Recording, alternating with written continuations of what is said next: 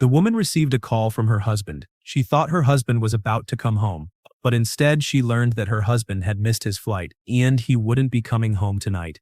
The man didn't know. The wife had already prepared a birthday surprise for him, so the woman told her friends to have fun at her place. The next morning, the woman woke up to find her husband had already come home. Guess I should have told you. Yeah, you should have. But then it wouldn't have been a surprise. Jeez, at my age, you know I try and ignore my birthdays, Catherine. It's so bloody. Embarrassing. Yeah. The woman had planned to celebrate her birthday with her husband, but the man refused, claiming he had to work late. The woman looked at her husband behind the glass. That glass seemed to not only separate them physically, but also made her feel a distance between them emotionally.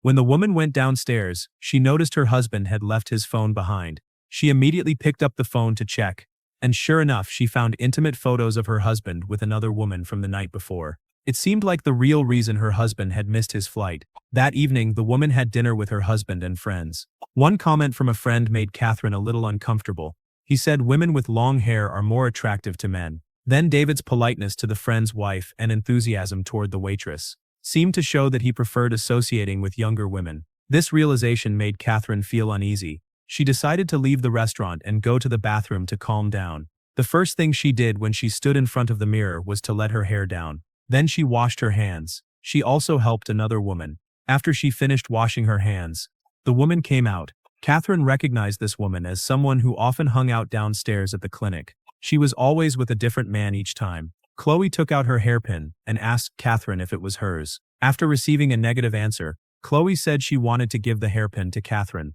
Catherine didn't want any association with this kind of woman. She returned to the restaurant. Soon she saw Chloe again. This time she was very intimate with another man. Catherine seemed to be thinking about something.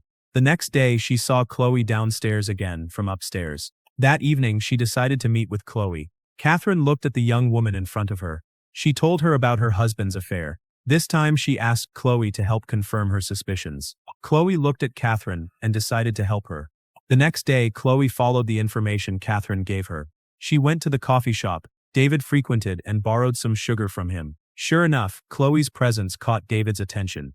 But David only glanced at Chloe. When Chloe met Catherine, what she told her was completely different from the actual situation. This made Catherine even more certain of her thoughts. When she returned home, Catherine saw David in the room. He seemed to be chatting online with someone.